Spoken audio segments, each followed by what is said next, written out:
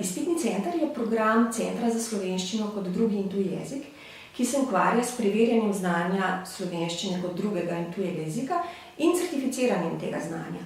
To pomeni, da ljudje, tuji državljani, ki potrebujejo neko uradno potrdilo, da znajo slovensko, pridejo k nam na izpit in na podlagi rezultatov mi izdamo neko spričevalo o tem znanju. Zelo različne razloge imajo. Recimo najpogosteje največ naših kandidatov je prosilcev za slovensko državljanstvo, ker država Slovenije od tujih državljanov, ki želijo pridobiti državljanstvo po postopku naturalizacije, zahteva potrdilo o tem, da znajo tudi slovensko. Potem je zelo veliko ljudi, ki želijo v Sloveniji opravljati določene poklice in zakonodaja ima takšne in drugačne zahteve, tako da prihajajo tudi zaradi opravljanja dela. Veliko tudi študentov, nekateri programi Ljubljanske univerze zahtevajo, da študenti že pri vpisu v prvi letnik dokažejo, da znajo slovensko. Število kandidatov za izpite zadnja leta močno narašča. Opažamo predvsem velik porast kandidatov na osnovni ravni.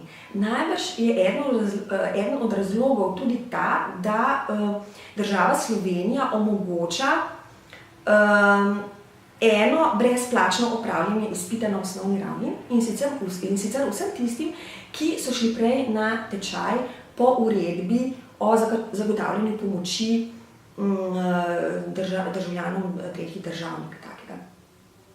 Tako da tisti, ki se udeležujejo tečajev in so prisotni 80%, recimo, grejo lahko potem na brezplačni izpit. In tega se kandidati kar zelo močno poslužujejo. Moram reči, da so ti kandidati tudi precej bolj uspešni od tistih, ki se tečaja ne udeležujejo. Recimo, tukaj govorimo o kakšnih zadnje čase tudi 2000 kandidatih na leto. Še mogoče malo več zadnja leta. Potem imamo pa še na višji ravni okrog 100 kandidatov, pa na ravni odličnosti jih je bilo lani samo 20, ampak letos to število zelo narašča, zato ker se je nekaj zakonodaja spremenila in od določenih poklicnih profilov se zahteva tudi izpit na ravni odličnosti, se pravi na C ravni. Recimo trenutno so to zdravniki, ki hodijo na ta izpit in potrebujejo za opravljanje svojega dela tako visoko znanje slovenščine pravzaprav.